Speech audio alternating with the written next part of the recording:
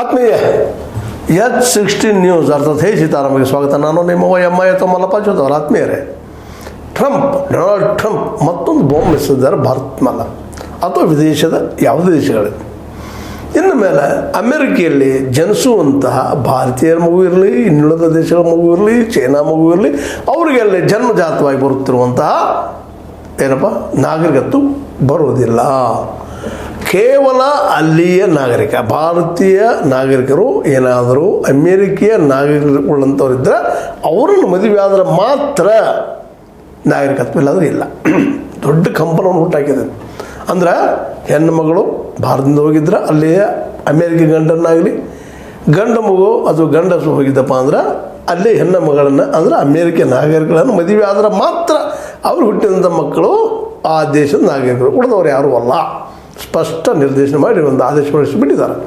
ಇದು ಅವರ ಸಂವಿಧಾನದ 14ನೇ ತಿದ್ದುಪಡಿಗೆ ಒಂದು ರೆಫರೆನ್ಸ್ ಇಟ್ಟುಕೊಂಡು ಈ ಒಂದು ಆದೇಶವನ್ನು ಹೊರಹಾಕಿದ್ದಾರೆ ನಮ್ಮ ಡೊನಾಲ್ಡ್ ಟ್ರಂಪ್ ಅವರು. ಅಂದರೆ ಇನ್ನು ಮುಂದೆ ಅಲ್ಲಿ ಹೋಗಿ ಏನೋ ನಮ್ಮವರ ಭಾರತೀಯರ ಮಕ್ಕಳಲ್ಲಿ ಹುಟ್ಟಿದ್ರಪ್ಪ ಅಂದ್ರೆ ಭಾರತೀಯ ಅಥವಾ ಚೈನಾದವರು ಇರ್ಬೋದು, ಅದು ಯಾವುದೇ ನಾಗರಿಕರಿದ್ದು ಅಲ್ಲಿ ಹುಟ್ಟುವಂಥ ಮಕ್ಕಳು ಏನದವಪ್ಪ ಅಂತಂದ್ರೆ ಅವ್ರಿಗಿನ್ನ ಅಮೇರಿಕ ನಾಗರಿಕರು ಸಿಗುವುದಿಲ್ಲ, NRIಗಳು ಸಿಗುವುದಿಲ್ಲ ನಮಗೆ ಅನ್ನುವಂಥದ್ದು.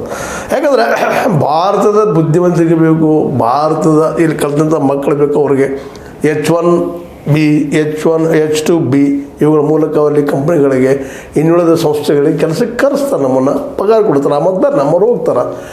ಅವ್ರಿಗೂ ಸಹಿತ ಈಗ ಇದರಿಂದಾಗಿ ದೊಡ್ಡ ತಲೆ ಬಿಸಿ ಆದಂಗೆ ಆಗಿಬಿಟ್ಟದ. ಯಾಕಪ್ಪ ಅಂದ್ರೆ ಅಲ್ಲಿಯ ಹೆಣ್ಣು ಮಗಳ ಜೊತೆ ಅಥವಾ ಅಲ್ಲಿಯ ಗಂಡಸಿನ ಜೊತೆ ಮದುವೆ ಆಗಬೇಕು ಇವರು, ಅಂದಾಗ ಅವ್ರು ನಾಗರಿಕ ಸಿಗ್ತದೆ, ಅವ್ರ ಮಕ್ಕಳು ಇಲ್ಲಾಂದ್ರೆ ಇಲ್ಲ ಅನ್ನುವಂಥದ್ದು. ಈ ಹೊರಗಿನಿಂದ ಬಂದಂಥ ಈ ನಾಗರಿಕರಿಗೆ ಯಾವುದೇ ಸವಲತ್ತುಗಳು ಇಲ್ಲ. ಕೇವಲ ದುಡಿದು ಬರೋದು, ಪಗಾರ ತೊಗೊಳ್ಳೋದು, ಓಡಿ ಹೋಗಿಬಿಡೋದು ನಿಮ್ಮ ದೇಶಕ್ಕೆ ಅನ್ನೋದು ಸ್ಪಷ್ಟ ಸಂದೇಶ ಕಳಿಸಿದ್ದಾರೆ. ಈ ಸಂದೇಶದಿಂದಾಗಿ ಅಲ್ಲಿಯ ಭಾರತೀಯರಿಗೆ ಅಥವಾ ವಿದೇಶದ ಬೇರೆ ಯಾವುದೇ ದೇಶಗಳು ಇರ್ಬೋದು, ಅಲ್ಲಿ ಆ ನಾಗರಿಕರಿಗೆ ಇವತ್ತೊಂದು ದೊಡ್ಡ ಶಾಕ್ ಆದಂಗೆ ಆಗಿಬಿಟ್ಟದ. ಅಲ್ಲಿಯ ಒಬ್ಬ ಸಂಸದರು ಸಹಿತ ವಿರೋಧ ಮಾಡಿದ್ದಾರೆ. ಭಾರತೀಯ ಮೂಲದ ಸಂಸದರು, ಅಲ್ಲಿ ಸಂಸದರು ಆಗಿದ್ದಾರೆ ಇವತ್ತು ಅನೇಕ ನಾಗರಿಕರು, ಅವರು ವಿರೋಧ ಮಾಡಿದ್ದಾರೆ. ಇದನ್ನು ತಪ್ಪ, ಈ ಡಿಸಿಷನ್ ತೊಗೋಬಾರ್ದಾಗಿತ್ತು ಅಂತ ಅನ್ನುವಂಥ ಮಾತನ್ನು. ಮೂಲತಃ ಟ್ರಂಪ್ ಅವರು ಕಾರ್ಪೊರೇಟ್ ಪರ ಇದ್ದಂಥ ವ್ಯಕ್ತಿ. ಮತ್ತು ಈಗ ಅವರು ಸಹಿತ ಅಲ್ಲೇ ಒಂದು ಕೆಲವು ಕಾರ್ಪೊರೇಟ್ಗಳನ್ನು ಮುಂದಿಟ್ಟುಕೊಂಡು ಆ ದೇಶ ಕಟ್ಟುವಂಥ ಪ್ರಯತ್ನ ಮಾಡೋಂಥವ್ರು ನಮ್ಮ ಮೋದಿಯವರಂಗೆ ರೈಟ್ ವಿಂಗ್ದವರು.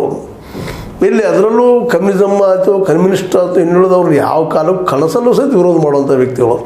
ಅಂಥ ಜನ ಇಲ್ಲಿ ಬರೋದಾಗ್ತದೆ, ಸಮಾಜವಾದಿಗಳಲ್ಲಿ ಬರೋದಾಗ್ತದೆ. ಅಂಥವ್ರಲ್ಲಿ ಇಲ್ಲಿ ಬರೋದನ್ನು ನಿಲ್ಲಿಸಲು ಇದು ಮಾಡ್ತಾಯಿದ್ವಿ.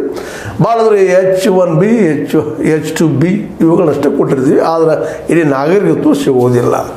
ಇದರಿಂದಾಗೆ ಇಡೀ ಅಮೇರಿಕಲ್ಲಿ ಚೈನಾದವ್ರು ಇರ್ಬೋದು, ಇನ್ನುಳಿದವ್ರು ಇರ್ಬೋದು, ಪಾಕಿಸ್ತಾನದವ್ರು ಇರ್ಬೋದು, ಯಾವುದೇ ದೇಶದ ವ್ಯಕ್ತಿಯಲ್ಲಿದ್ದಂಥವ್ರು ಇನ್ಮೇಲೆ ಆ ದೇಶದ ನಾಗರಿಕತ್ವ ಪಡೆದಿಲ್ಲ ಅನ್ನೋ ಕಾರಣಕ್ಕಾಗಿ ಇವತ್ತು ಅವರು ಡೊನಾಲ್ಡ್ ಟ್ರಂಪ್ ಅವರು ವಿರೋಧ ಮಾಡ್ತಾ ಇದ್ದಾರೆ. ಎಲ್ಲ ದೇಶಗಳು ವಿರೋಧದ ಧ್ವನಿ ಹೇಳ್ತಾ ಇದ್ದಂತೆ.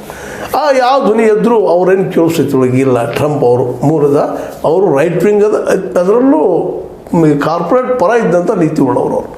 ಹೀಗಾಗಿ ಅಲ್ಲಿ ಇವತ್ತು ಅವ್ರಿಗೇನು ಬೇಕಾಗ್ಯದಪ್ಪ ಅಂದ್ರೆ ಅಮೇರಿಕನ್ದವ್ರಿಗೆ ಆ ನಿರುದ್ಯೋಗ ಹೋಗಲಾಡಿಸ್ಬೇಕಾಗಿದೆ, ಅವರಿಗೆ ಬರೋದು ಬಂದ್ ಮಾಡಬೇಕಾಗಿದೆ.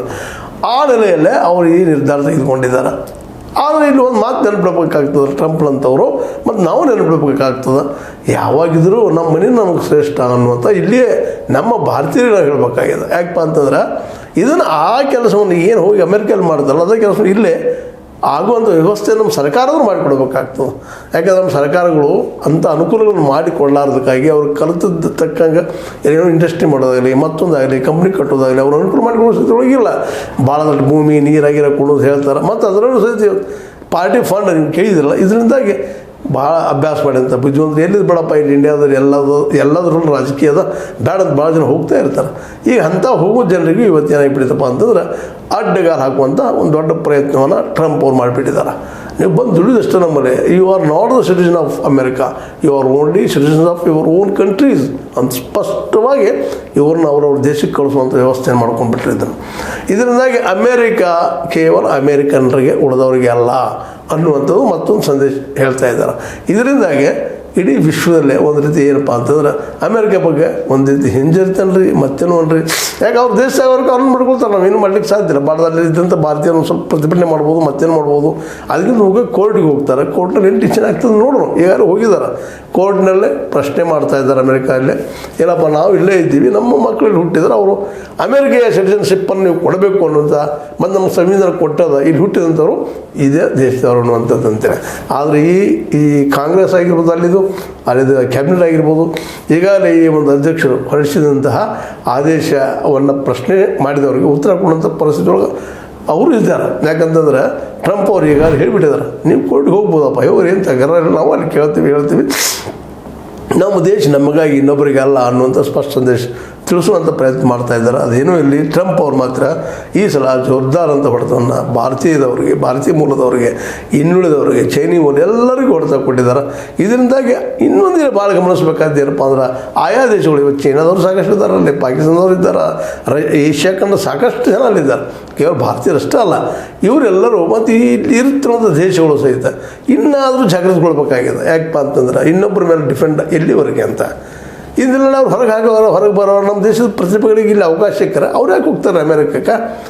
ಅವ್ರಿಗೆ ಇಲ್ಲಿ ಅವಕಾಶ ಸಿಕ್ಕರೆ, ಇಲ್ಲಿ ಅವಕಾಶಗಳನ್ನು ಮಾಡಿಕೊಟ್ರೆ ಅದ್ರ ದಿಶೆಯಲ್ಲಿ ವಿಚಾರ ಮಾಡಬೇಕು ವಿನಃ ಇಲ್ಲಿ ನಮ್ಮ ಪ್ರತಿಭೆಗಳನ್ನು ದುಡಿಲಿಕ್ಕೆ ಹೋಗುವಂಥವ್ರನ್ನ ನಾವು ಆಡ್ತಾ ಇದ್ದೀವಿ, ಅವ್ರಿಗೆ ಅವಕಾಶ ಮಾಡಿಕೊಡ್ತಾ ಇಲ್ಲ. ಒಬ್ಬ ಎಮ್ ಡಿ ಮಾಡಿ ಅಂತ ಒಬ್ಬ ಹುಡುಗ ಅಥವಾ ವಿದ್ಯಾರ್ಥಿ ಅಭ್ಯರ್ಥಿಗೆ ನಾವು ಅನುಕೂಲ ಆಗುವಂಥ ವ್ಯವಸ್ಥೆ ಮಾಡಿಕೊಡ್ತಾ ಇಲ್ಲ. ಹೋಗ್ರಿ, ಅಟ್ಲೀಸ್ಟ್ ಸರ್ಕಾರಿ ದವಾಖಾನೆಗಳಲ್ಲಿ ಅವ್ರಿಗೆ ಒಳ್ಳೆಯ ವ್ಯವಸ್ಥೆ ಮಾಡಿಕೊಡ್ಬೇಕಾಗಿದೆ, ಅದು ಮಾಡಿಕೊಡೋದಿಲ್ಲ. ಮತ್ತು ಇವನು MBBS ಆಗಿರ್ಬೋದು, BE ಆಗಿರ್ಬೋದು, ದುಡ್ಡು ಖರ್ಚು ಮಾಡಿ ಅಷ್ಟೇ ನೀವು ಪಾಸ್ ಆಗೋ ಸಾಧ್ಯತೆ ಇವತ್ತು. ಇಲ್ಲಾಂದ್ರೆ ಬಡ ಮಕ್ಕಳಿಗೆ ಇಲ್ಲಿ ಸಾಧ್ಯ ಇಲ್ಲ, ಎಂಟ್ರಿ ಆಗೋ ಸಾಧ್ಯನೇ ಇಲ್ಲ. ಗೌರ್ಮೆಂಟ್ ಕಾಲೇಜ್ಗಳಲ್ಲೂ ಸಹ ದುಡ್ಡು ತುಂಬಿ ಕಲಿಯುವಂಥ ಪ್ರಸಂಗದ ಫೀ ಕಡಿಮೆ ಇರ್ಬೋದು, ಆದರೆ ಕಡಿಮೆ ಫೀಸ್ ತುಂಬುವಂಥ ಸ್ಥಿತಿ ಒಳಗೆ ಅನೇಕ ಕುಟುಂಬಗಳಿಲ್ಲ. 90% of the people of this country ಅವ್ರು ತುಂಬುವುದೂ ಇಲ್ಲ. 90% ಜನರ ಮಕ್ಕಳಿಗೆ ಫೀ ಸಹಿತ ಕನಿಷ್ಠ ಗೌರ್ಮೆಂಟ್ ಫೀ ಸಹಿತ ತುಂಬೋ ಸ್ಥಿತಿ ಒಳಗೆ ಇಲ್ಲ ಅನ್ನೋದು ಇಲ್ಲಿ ಸರ್ಕಾರಗಳು ಅರ್ಥ ಮಾಡ್ಕೋಬೇಕಾಗಿದೆ. ಅದಕ್ಕಾಗಿ ಫ್ರೀ ಶಿಕ್ಷಣ ಕೊಟ್ಟಿದ್ದ ಸಹಜವಾಗಿ ಇಲ್ಲಿ ದುಡಿತಾರೆ, ಇಲ್ಲಿ ಅವಕಾಶಗಳು ಮಾಡಿಕೊಟ್ರೆ ನಮ್ಮ ದೇಶ ಇಂಪ್ರೂವ್ ಆಗ್ತದೆ, ಎಜುಕೇಷನ್ ಬೆಳೀತದೆ, ಟೆಕ್ನಿಕಲ್ ನಾವು ಬೆಳಿತೀವಿ, ವೈದ್ಯಕೀಯವಾಗಿ ಬೆಳಿತೀವಿ, ಸೈಂಟಿಫಿಕ್ ಆಗಿ ಬೆಳಿತೀವಿ, ಆಗ ಜಗದ ಒಂದು ಶ್ರೇಷ್ಠ ದೇಶ ಆಗ್ಲಿಕ್ಕೆ ಸಾಧ್ಯ. ಇದು ಒಂದು ರೀತಿ ನಮಗೆ ಈ ಟ್ರಂಪ್ ಮಾಡಿದಂಥದ್ದು ಈಗ ಏನದಲ್ಲ, ಇದು ನಮಗೆ ಎಚ್ಚರಿಕೆ ಕೊಟ್ಟಂಗೆ ನೀವು ಉದ್ಧಾರ ಮಾಡ್ಕೊಳ್ಳಪ್ಪ ಅಂತ ಹೇಳಿದಂಗೆ ಅದು ತಿಳ್ಕೊಬೇಕಲ್ಲ ನಮ್ಮ ಸರ್ಕಾರಗಳು. ಅದನ್ನು ದೊಡ್ಡ ಇಶ್ಯೂ ಮಾಡಿಕೊಂಡು ನಾವು ಹತ್ತಿರ ಕರೆದ್ರೆ ಏನು ಮಾಡಲಿಕ್ಕೆ ಸಾಧ್ಯ ಇಲ್ಲ. ಇನ್ನಿರೋದು ಒಂದು ಹಾದಿ ಅಮೇರಿಕ ಮೇಲೆ ಯುದ್ಧ ಮಾಡುವಂಥ ಒಂದು ಸಾಧ್ಯತೆನ ಹೈಲಿ ಇಂಪಾಸಿಬಿಲಿಟೀಸ್, ಅವೆಲ್ಲ ಕನಸಲ್ಲೂ ಸಾಧ್ಯ ಇಲ್ಲಂಥ ವಿಷಯಗಳು. ಅದಕ್ಕಾಗಿ ಇವತ್ತೇನೋ ಹೋಗಿದಾರಲ್ಲ, ಆಯ್ತು ಅವ್ರ ಕಾನೂನು ಅವ್ರ ದೇಶದ ಮಾಡ್ತಾ ಇದ್ದಾರೆ, ವಿರೋಧ ಮಾಡಿರಿ, ಅದಕ್ಕೆ ಕಾನೂನು ಏನು ಹೇಳ್ತದೆ ನೋಡ್ಲಿಕ್ಕೆ ಬರ್ತದೆ. ಯಾಕಂದ್ರೆ ಫೈನಲ್ ಅಲ್ಲಿ ಏನಪ್ಪ ಅಂದ್ರೆ ಸಂವಿಧಾನ, ಆ ಸಂವಿಧಾನ ಪ್ರಕಾರ ಆಗ್ತದೆ ಏನಪ್ಪ ಆ ಸಂವಿಧಾನಕ್ಕೆ ತಿದ್ದುಪಡಿ ತಂದ್ರೆ ಅವ್ರು ಮೆಜಾರಿಟಿ ಮಾಡಿಕೊಂಡು ನಾವೇನು ಮಾಡ್ಲಿಕ್ಕೆ ಸಾಧ್ಯ ಇಲ್ಲ. ಅಲ್ಲೂ ಅಮೆಂಡ್ಮೆಂಟ್ ಆಗಿದ್ದಾವೆ, ಆದರೆ ಕಡಿಮೆ ಆಗಿದಾವೆ, ನಮ್ಮಲ್ಲಿ ಅಷ್ಟು ಆಗಿಲ್ಲ. ಭಾರತದಲ್ಲಿ ಪ್ರತಿಯೊಂದು ಒಂದು ಅಮೆಂಡ್ಮೆಂಟ್ ಆಗಿ ಹೋಗ್ಬಿಟ್ಟಿದ್ದಾವೆ. ಅಲ್ಲಿ ಆಗಿದ್ದು 40, 35, 40 ಅಮೆಂಡ್ಮೆಂಟ್ ನಮಗೆ ಗೊತ್ತಿಲ್ಲ ಸ್ಪಷ್ಟವಾಗಿ, ಭಾಳ ಕಡಿಮೆ ಅಮೆಂಡ್ಮೆಂಟ್ ಆಗಿದಾವೆ. ಅದು ಹುಟ್ಟಿನ 200 ವರ್ಷ ಮೇಲೆ ಆಯ್ತು. ಈಗ ಈ ಪೀರಿಯಡ್ದಲ್ಲಿ ಒಂದು 40-45 ಇರಬೇಕು ಅಮೆಂಡ್ಮೆಂಟ್ಗಳು. ಅದನ್ನು ನಮ್ಮ ಕಾನೂನು ತಜ್ಞರು ಕೇಳುವಂಥದ್ದು. ಅದೇನೂ ಇರಲಿ, ಅವರು ಇವತ್ತು ಮೆಜಾರಿಟಿಯಲ್ಲಿದ್ದಾರೆ, ಅದು ಕಾನೂನು ಮಾಡ್ಬೋದು. ಯಾಕಪ್ಪ ಅದು ಕಾನೂನು ಆಯ್ತಪ್ಪ ಅಂದ್ರೆ ಅದನ್ನು ಅಲ್ಲಿ ಅವ್ರ ಸಂವಿಧಾನ ಒಪ್ಪಬೇಕಾಗ್ತದೆ ಎಲ್ಲ ನೆಲೆಯಲ್ಲಿ. ಇನ್ನು ಮೇಲೆ ನಮ್ಮ ಭಾರತೀಯರಾಗಿರ್ಬೋದು, ಇನ್ನೂರು ದೇಶದ ಜನ, ಚೀನಾನಂತ ಶ್ರೀಮಂತ ದೇಶನೆಲ್ಲ ಅಲ್ಲೂ ಅವಕಾಶ ಮಾಡಿಕೊಂಡು ಅಲ್ಲಿ ಉಳಿತಾರೆ ಪಾಪ ಅವರು. ಆದರೆ ಅಮೇರಿಕೆಗೆ ಯಾಕೆ ಹೋಗ್ತಾ ಇದ್ದಾರೆ? ಅಲ್ಲಿ ಡಿಕ್ಟೇಟರ್ಶಿಪ್ದಿಂದ, ಆ ಭಯದಿಂದ ಅದಕ್ಕೆ ಅವ್ರು ಅಲ್ಲಿ ಹೋಗ್ತಾಯಿದ್ರು. ನಮ್ಮಲ್ಲೇ ಉದ್ಯೋಗ ಅವಕಾಶ ಇಲ್ಲ, ಸೃಷ್ಟಿನೇ ಇಲ್ಲ. MD ಮಾಡಿದಾಗ ಅವನ ಮಟ್ಟದ, ಆ ವ್ಯಕ್ತಿಯ ಮಟ್ಟದ ಅಥವಾ ಹೆಣ್ಣುಮಗಳ ಮಟ್ಟದ ಉದ್ಯೋಗ ಕೊಡೋದು ನಮ್ಮಲ್ಲಿ ಇಲ್ಲೇ ಇಲ್ಲ. ನಮ್ಮ ಸರ್ಕಾರಿ ದವಾಖಾನೆಗಳು ಅಷ್ಟು ವ್ಯವಸ್ಥಿತವಾಗಿಲ್ಲ, ಮತ್ತು ಅದು ದುಡ್ಡು ಹೂಡೋದಿಲ್ಲ. ನಮ್ಮದು ಏನಲ್ಲಿ ಇದೆ ಹಿಂದಿನ ಎಪಿಸೋಡಲ್ಲಿ 2-3% ಒಳಗೆ ದುಡ್ಡು ಹೂಡೋದ್ರಿಂದಾಗಿ ಎಲ್ಲರಿಗೂ ಉದ್ಯೋಗ ಕೊಡೋಕ್ಕೆ ಸಾಧ್ಯ ಅದ.